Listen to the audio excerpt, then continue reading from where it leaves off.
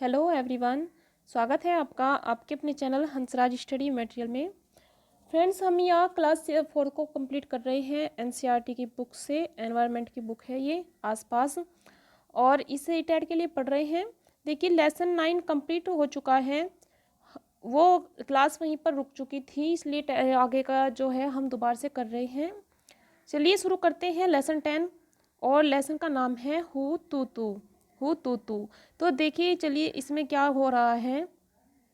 पाले में एक तरफ सभी लड़कियां जोर से चिल्लाई, इधर से पकड़ो, पैर से पकड़ो, पैर से इसका पैर पकड़ लो, इधर आ जा, इधर से पकड़ना। तो ये सब देखकर क्या लग रहा है? लग रहा है ना कि कोई खेल हो रहा है। और खेल भी क्या हो रहा है, देखिए ये सारी लड़कियां बैठी हैं और इस लड़की को पकड़ रही है।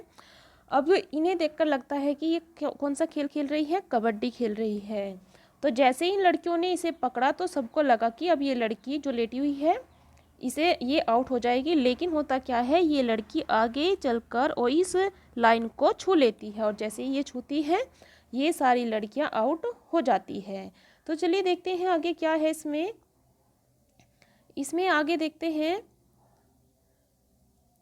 क्या कर रही है ये लड़कियां। आउट आउट की आवाज़ें आ रही है यहाँ से।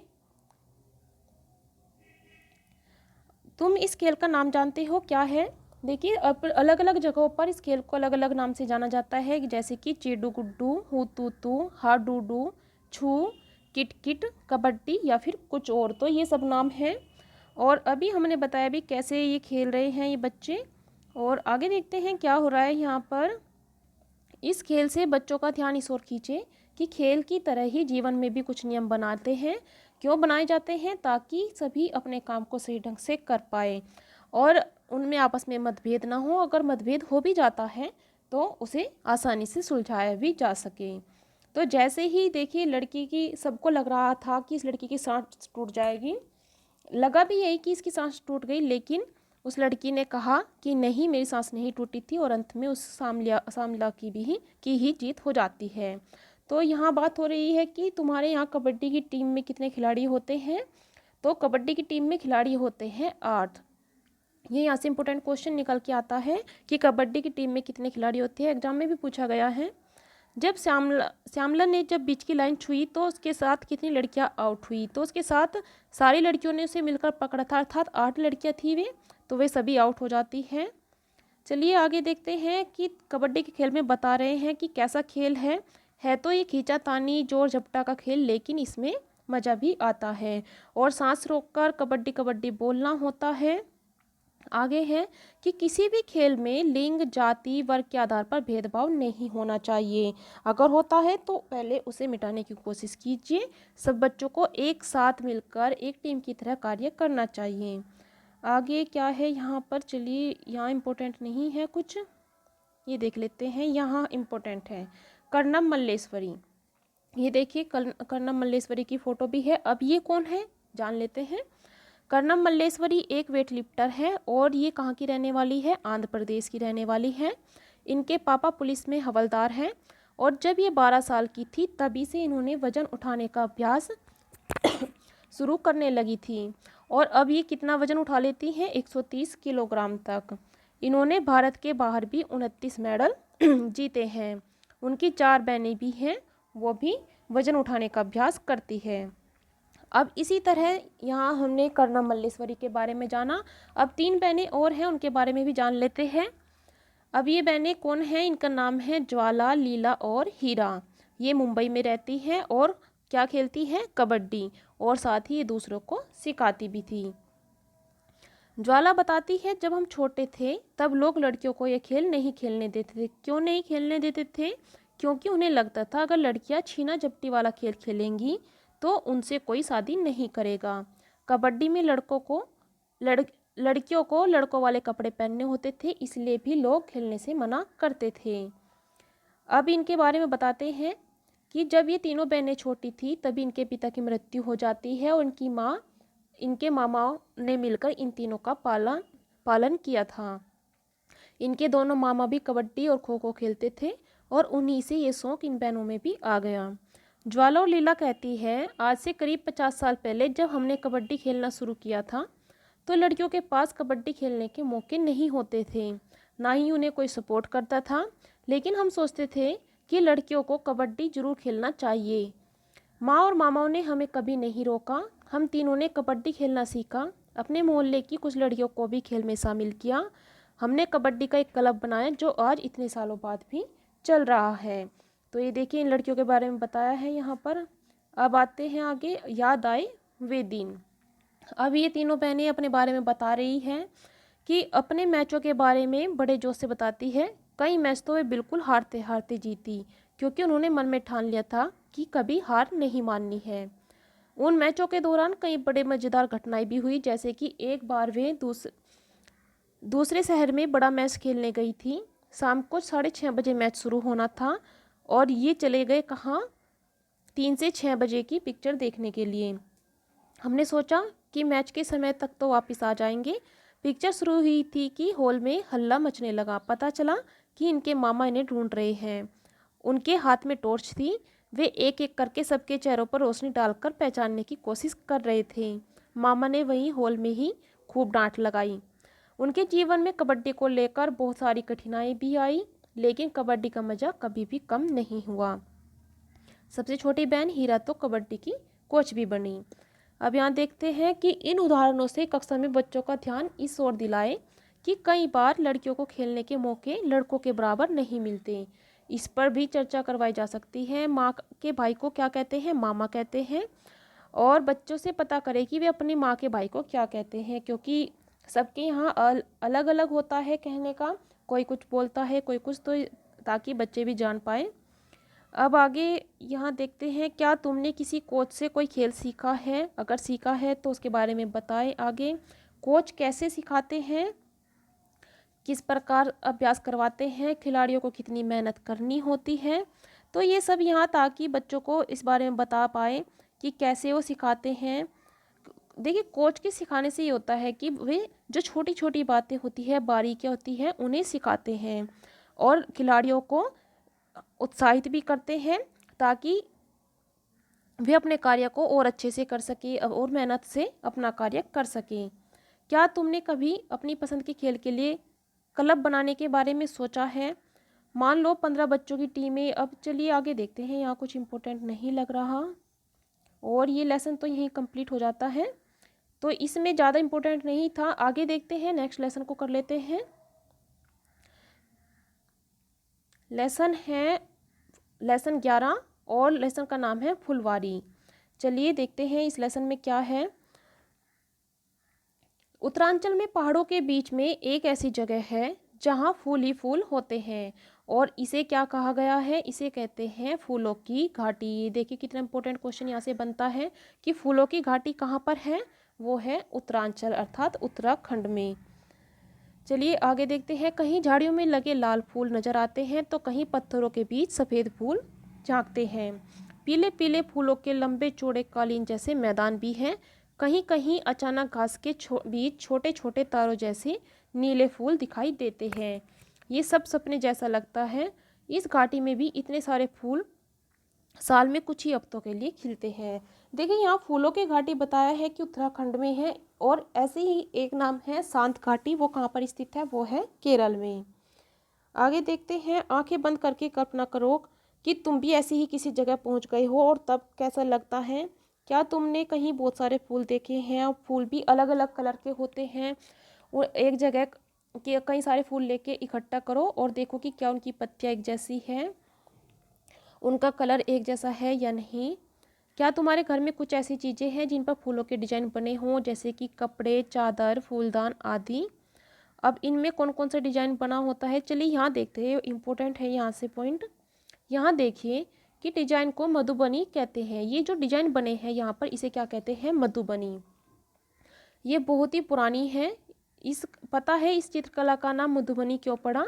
क्योंकि बिहार में मधुबनी नाम का एक जिला है। त्योहारों और खुशी के मौक़ों पर वहाँ घर की दीवारों और आंगन में इस तरह के चित्र बनाए जाते हैं। तो जो मधुबनी पेंटिंग है, इसका संबंध किस राज्य से है? इसका संबंध है बिहार राज्य से। बहुत बार ये क्वेश्चन भी आया है। इस तरह के चित्र बनाए जाते हैं। ये चित्र किससे बनते हैं? ये भी एक और क्वेश्चन इसी से निकल कर आता है। मधुबनी पेंटिंग में जो चित्र बने होते हैं वो बनते हैं चावल के घोल में रंग मिलाकर। और ये रंग भी खास तरह के होते हैं। इन्हें बनाने के लिए किसका प्रयोग किया जाता है? नील, हल्दी, फूल, पेड़ों के रंग का प्रयोग किया जाता है। और इन चित्रों में किन किन जानवरों का प्रयोग किया जाता है और किन किन जानवरों के चित्र बनाए जाते हैं? जैसे कि इंसान, जानवर, पेड़, फूल, पंछी, मछली और अन्य कई जीव जंतु साथ में बनाए जाते हैं। देखिए जैसे कि यहाँ बनाए गए हैं, यहाँ हाथी बनाया गया है। बहुत बार आता है मधुबनी पेंटिंग से क्वेश्चन, इसलिए इस टॉपिक को अच्छे से देख लें। बच्चों को नक्शे में उत्तरांचल ढूंढने के लिए प्रेरित करें ताकि बच्चे उस जगह के बारे में भी जान पाए। आगे यहाँ फूल दिए हैं, इनके फूलों के नाम बताएं कि इन फूलों में से ऐसे कौन कौन से हैं जिन्हें आपने देखा है। जैसे कि गुड़हल, गुलाब, सूरजमुखी, ये सब है। आगे हैं ऊपर दिए गए फूलों में से जिन फूलों को तुम जानते हो उनमें से 2 फूलों के नाम बताओ। चलिए आगे देखते हैं। यहाँ नहीं कुछ इम्पोर्टेंट, बेल पर लगते हैं। आगे क्या है यहाँ पर, चलिए देखते हैं। इस लिस्ट को कर लेते हैं कंप्लीट। यहाँ पर जैसे कि पेड़ों पर लगते हैं, पेड़ों पर लगने वाले फूल जैसे कि गुलमोहर और कदम। झाड़ियों पर लगने वाले जैसे कि गुलाब, बेला। बेल पर, क्योंकि इनसे क्वेश्चन आ जाते हैं, बेल पर लगते हैं। बेल पर कौन कौन से लगते हैं? जैसे कि चंपा, रात की रानी। और पानी के पौधों पर उगते हैं कौन से? जैसे कि पानी पर क्या उगता है? कमल, कुमुदनी। सिर्फ रात में खिलते हैं, रात में क्या खिलता है? कौन से होते हैं? जैसे कि रात की रानी, हरसिंगार। दिन में खिलते हैं, दिन में कौन से खिलते हैं और रात में बंद हो जाते हैं? जैसे कि कमल, सूरजमुखी। जिनको तुम आंखें बंद करके भी खुशबू से पहचान सकते हो, जैसे कि गुलाब, बेला। जो किसी खास महीने में ही खिलते हैं वो कौन से हैं? जैसे कि गेंदा, डलिया। और जो साल भर खिलते हैं जैसे कि गुलाब, गुड़हल, ये साल भर खिलने वाले फूल हैं। चलिए आगे देखते हैं। फूल तोड़ना मना है। और आगे यहाँ चलो पास से देखें। जो बच्चे फूल ला सकते हैं वे कक्षा में 1-2 फूल लाए। ध्यान रहे कि पेड़ पौधों से गिरे हुए फूल ही इकट्ठा करें, उन्हें तोड़े ना। तोड़ने नहीं है। 3-4 बच्चों के समूह बनाओ और उनसे फूल मंगाओ। अब जब बच्चे फूल लेके आते हैं तब उन्हें कहो कि फूल का रंग फूल किस रंग का है, क्योंकि सब अलग अलग फूल लेके आए हैं। इनकी खुशबू कैसी है, आकार कैसा है, क्या सबका आकार एक जैसा है, क्या ये फूल गुच्छे में है, इनकी पंखुड़ियाँ कितनी हैं, आपस में जुड़ी हुई है, जैसे कि एक इधर से या फिर ऐसे इस क्रम में लगी हुई है। पंखुड़ियों के बाहर क्या तुमने हरी पत्ती जैसा कुछ देखा? अब ये सब बच्चों को बताओ। खिलती कलियाँ, ये देखिए यहाँ कली दिखाई गई है और ये जब खिल जाती है थोड़ी सी तो तुमने कलियाँ भी देखी होंगी अगर स्कूल में या घर के आसपास कहीं फूल लगे हुए हैं तो उनकी कलियाँ भी देखो। जो फूल और कली में क्या अंतर होता है? तो फूल और कली में अंतर क्या होता है? फूल कलियों से बड़े होते हैं, जब वो पूरी तरह से खिल जाती है तब फूल बनता है कलियों के खिलने से। आगे है यहाँ पर किसी पौधे की कली और उसके फूल का चित्र। चलिए ये इम्पोर्टेंट नहीं है। खाए भी जाते हैं फूल, ये यहाँ से इम्पोर्टेंट क्वेश्चन बनते हैं। देखिए तुमने फूलों को कहाँ कहाँ इस्तेमाल देखा है? जैसे कि क्या तुम जानते हो फूल खाए भी जाते हैं, फूलों से बहुत सब्जी भी बनती है। जैसे कि इम्पोर्टेंट क्वेश्चन यहाँ से बनेगा, उत्तर प्रदेश में रहने वाली फिरोजा और नीलिमा को कचनार के फूलों की सब्जी बहुत पसंद है। तो यूपी में जो फिरोजा और नीलिमा है ये बता रही है कि उन्हें कचनार के फूलों की सब्जी बहुत पसंद है। ऐसे ही केरल में यामिनी की अम्मा से केले के फूलों की सब्जी बनाने की फरमाइश करती है। तो यूपी में कचनार के फूलों की सब्जी बनाई जाती है। क्वेश्चन कैसे बनेंगे ये आपको निकालने होते हैं, तभी आप अच्छे से अपने इसे इन लेसन्स को कवर कर पाएंगे। देखिए यहीं से आपको नंबर इकट्ठे करने होते हैं। यूपी में कचनार के फूलों की सब्जी, केरल में केले के फूलों की सब्जी, महाराष्ट्र की ममता और ओमार को सहजन के फूलों के पकौड़े पसंद है। तो सहजन के फूलों के पकौड़े कहाँ बनाए जाते हैं? महाराष्ट्र में बनाए जाते हैं। क्या तुम्हारे घर में भी किसी फूल की सब्जी, सालन या चटनी बनाई जाती है? अगर बनाई जाती है तो बताओ, पता करो कि कौन कौन से फूलों की बनाई जाती है। आगे दवाई में भी फूलों का प्रयोग किया जाता है। अब वे फूल कौन कौन से हैं उसके बारे में चलिए आगे देखते हैं। आगे क्या है? जैसे कि दवाई में कौन कौन से फूल यूज हो जाते हैं, गुड़हल, गुलाब, ये सब यूज होते हैं दवाइयों में। आगे खुशबू और रंग के बारे में बता रहे हैं कि बहुत से फूलों जैसे कि गुलदावरी, जीनिया से रंग भी बनाए जाते हैं। उन रंगों से कपड़े भी रंगे जाते हैं। जैसे कि यहाँ है, तुम ऐसे और फूलों के नाम पता करो जिनसे रंग बनता है। अब रंग किन किन से बनता है, जैसे कि हरसिंगार और चाइना रोज से रंग बनाए जाते हैं। क्या तुम ऐसा कोई रंग सोच सकते हो जिस रंग का कोई फूल ही ना होता हो, जिस रंग का कोई फूल ना होता हो? तो ऐसा तो कोई फूल नहीं है जिसमें कोई रंग ना हो। कुछ ऐसे फूलों के नाम लिखो जिनसे तुम्हें लगता है कि उनसे इत्र बनाया जाता होगा। तो इत्र किससे बनाया जाता है, जैसे कि गुलाब, जास्मीन आदि के फूलों से इत्र बनाया जाता है। यहाँ देखते हैं, तुमने दादी माँ के कुछ नुस्खों के बारे में तो सुना होगा जिनमें फूलों का प्रयोग होता है। यहाँ पर ऐसे एक नुस्खा दिया गया है जिसमें गुलाब जल का इस्तेमाल किया जाता है। गुलाब जल अर्थात गुलाबों के फूलों से निकाला हुआ गुलाब जल और ग्लिसरीन बराबर मात्रा में मिलाकर शीशे में भर लो। इसमें कुछ बूंदे नींबू की डाल दो और इसके इस्तेमाल से सर्दी में त्वचा नहीं फटती है। क्या तुमने कभी इत्र की शीशी खुली करने पर उसकी खुशबू का मजा लिया है? क्या तुम जानते हो इत्र की एक छोटी सी शीशी भी बहुत सारे फूलों से बनती है। उत्तर प्रदेश का कन्नौज जिला इत्र के लिए मशहूर है। देखिए यहाँ से इंपॉर्टेंट क्वेश्चन निकलता है कि कन्नौज, यूपी का जो कन्नौज जिला है वो किसके लिए मशहूर है, वो है इत्र के लिए। यहाँ पर पास के इलाकों से ट्रक भरकर फूल लाए जाते हैं और फिर उनसे इत्र, गुलाब जल और केवड़ा तैयार किया जाता है।